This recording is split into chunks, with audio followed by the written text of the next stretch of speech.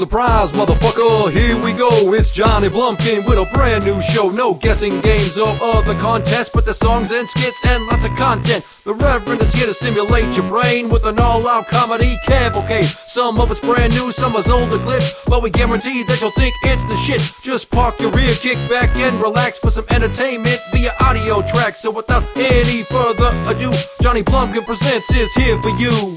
Johnny Blumpkin Presents. Johnny Blumpkin Presents.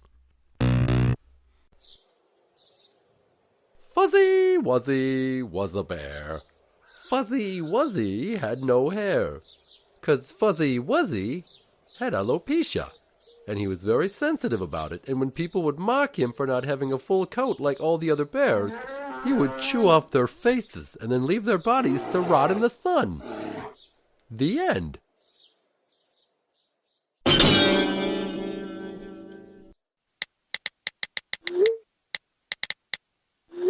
And now, things my wife texts me.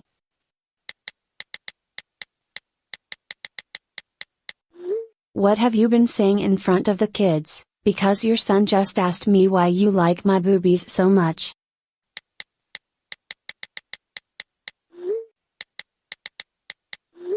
That's not chocolate around his mouth in that picture. He tried to eat leaves while I was raking the yard.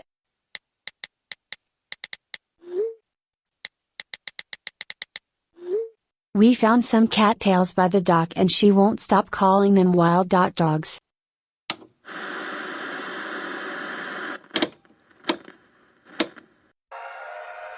If you think you know fear, prepare to have your ass handed to you. From comedic wannabe Johnny Blumpkin comes a ridiculous parody of one of the most revered series in horror history. If you take the box and solve the puzzle, your innermost fears will come true. You'll be whisked away to another dimension, one where really, really bad things will happen to you. And you will see everything you hold dear melt before you, and you will be held down with chains and stripped of your clothing.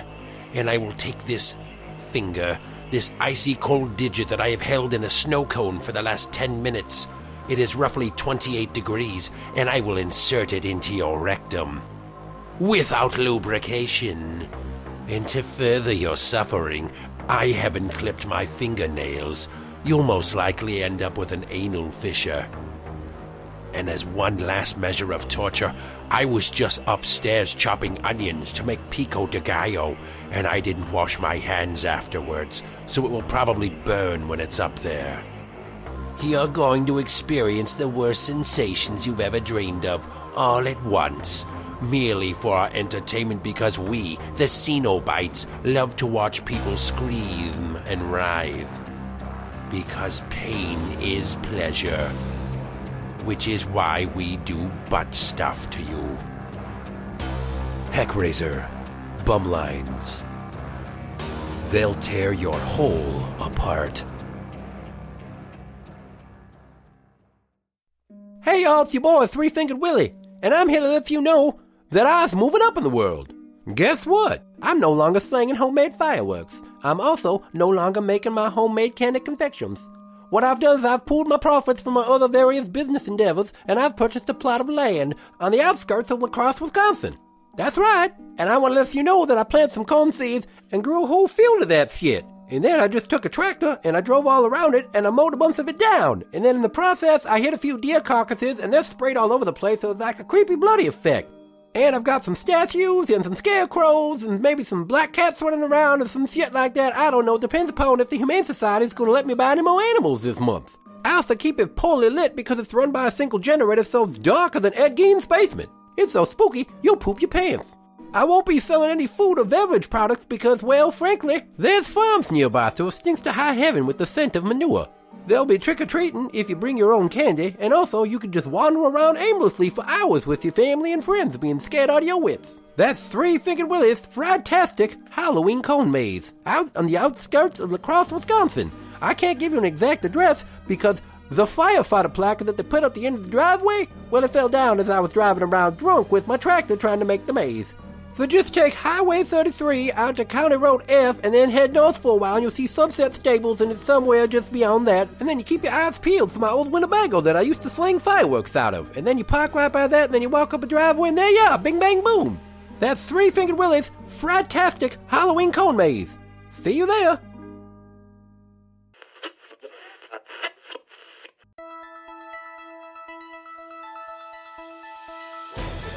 This is Blumpkin Action News with your head anchor, Richard Cranium.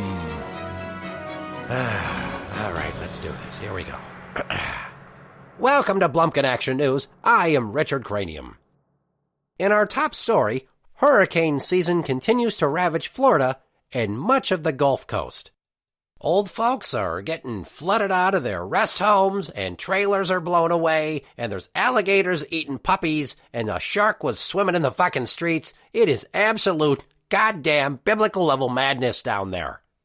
And in a related story, all the meth that you would still expect to be around in Florida is readily available in the parking lot of any Walmart or basically everywhere you go. So don't worry, even though great portions of towns like Fort Myers and Tampa Bay have been totally ruined, you can still find all the high-grade, hard, homemade narcotics that state is known for.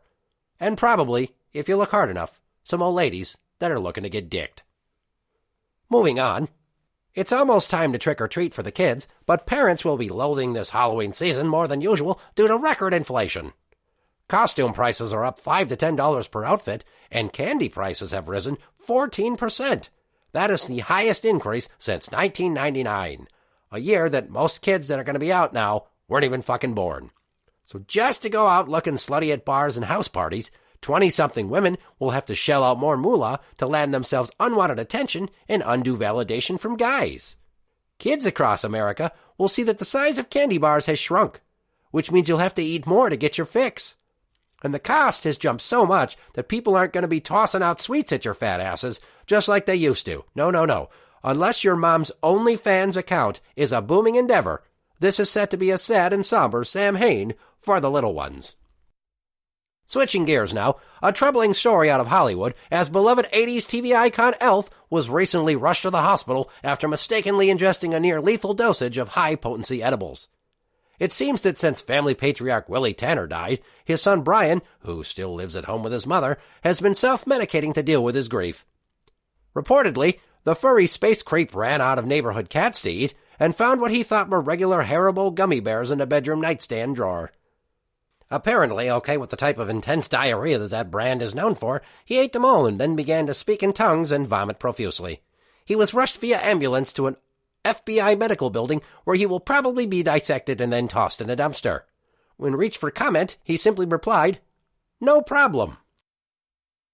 And because morning news is mainly just chatter and shit where we rip off the Today Show, our producers have decided, against my protests, to bring you some sort of pumpkin carving tip segment featuring HR's most frequent flyer, Jesse the Body.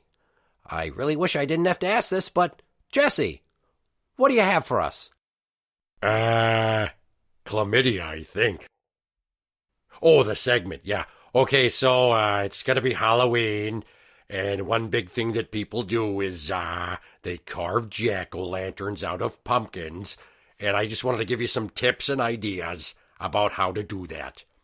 First and foremost, I have been told that if you flip it upside down and you cut the hole in the bottom, it's way easier to get the guts out. So take that piece of information and hold on to it. Wow, that is not something I thought of. Well, that is fucking game changer right there. What? You actually contributed something that was worthwhile. Continue, please. If you don't want to use candles to light up your jack-o'-lanterns, what you can do is you can take a string of LED lights and put them in a Ziploc bag and then stick it inside the pumpkin, and then you can light it up, and you don't have to worry about fire, mostly. I got that one from, listening to a podcast or something. I don't know. It's weird, but you can have that one. Dear God, he is 2 for 2 with good ideas. I almost should go buy a fucking lottery ticket. Okay, last but not least, you got a pumpkin in front of you. What are you going to do with that?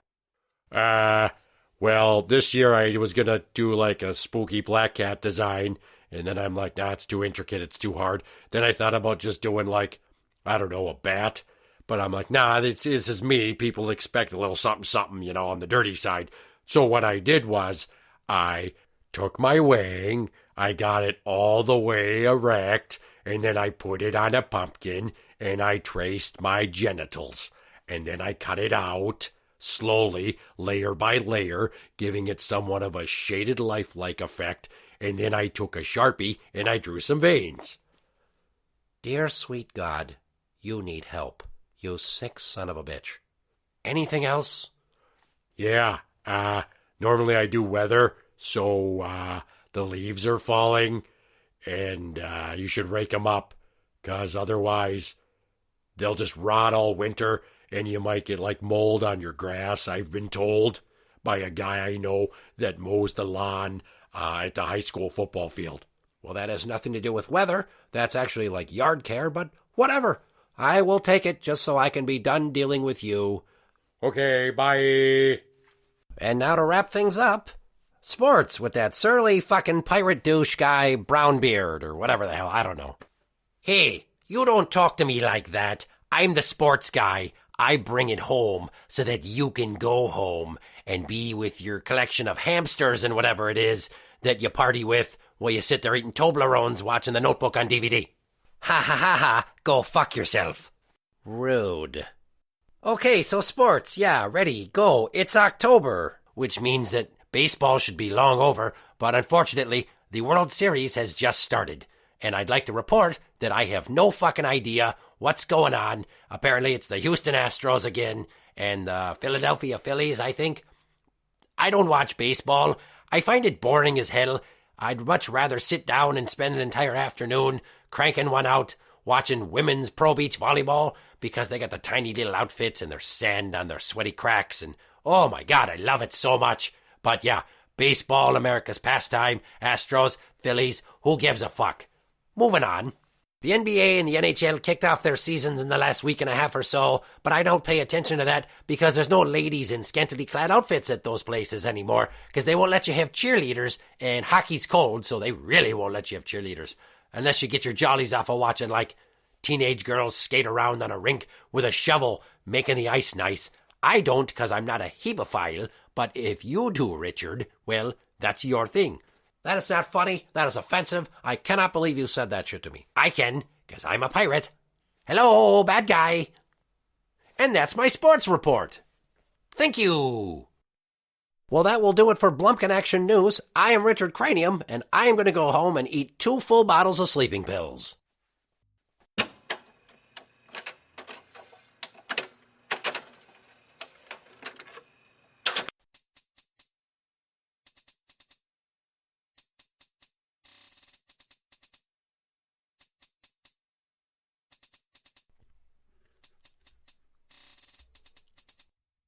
In a field on the outskirts of town is a plot of land with corn growing all around. Set in the middle of this farmer's bounty, the most abused decoration in the county.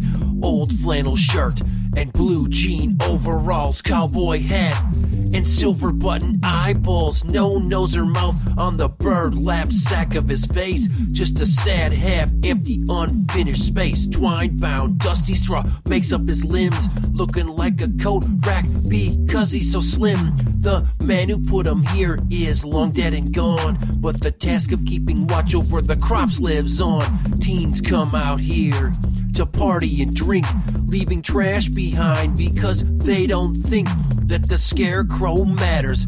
He's just an ornament, so they don't fear the wrath of his judgment. The moon is full in the middle of the sky. Inside his chest, a feeling begins to rise. Laughter and merriment amid every slide. It's the worst in people that brings him to life. Something stirs in him, his arms begin to move. In one jerky motion, he breaks his body loose. The ones who wronged him are in for a fight. On All Hallows Eve, the scarecrow walks at midnight. They spit beer on him and vomit at his feet.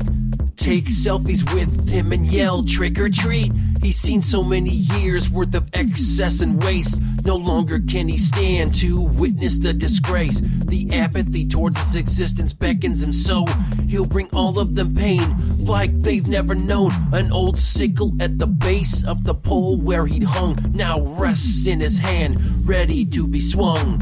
The party goers freeze, unsure of the scene. Some gasp in horror, a few begin to scream. One of them throws a rock that thuds on his chest. His arm slings back, now it's time to harvest. As he walks towards him, his breath a wispy sound, and the steps that he takes crunch dryly on the ground. The smiles are gone, replaced by widened eyes. Time to paint the corn stalks, now everybody dies. The moon is full in the middle of the sky. The calm is broken by all the panic cries. His motivation no longer a disguise. It's the worst in people that has now brought him to life. Swing after swing, body parts begin to fall. The rampage won't end until he's punished them all. The ones who wronged him run for their lives. This All Hallows Eve, the Scarecrow walks at midnight. They flee in any direction that they can, trying to avoid the fury of his hand.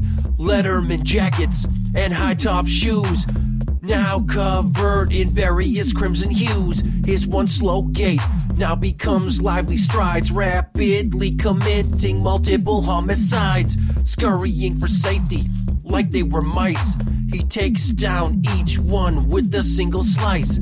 Heads hit the ground as they try to flee in vain, doomed to a gruesome penance of their pain. The cost of their callousness he's making them own, guaranteeing they're reaping what they've sown. The rage slowly dissipates as the hunt goes on. Catharsis as he slays those who've done him wrong. When the last one was finished, he could finally rest, back to his lonely post, resting at the crest. The moon is full in the middle of the sky. In the blood of the trespassers around him lies. His thirst now quenched, with the soil baptized. It was the worst in people that brought him to life.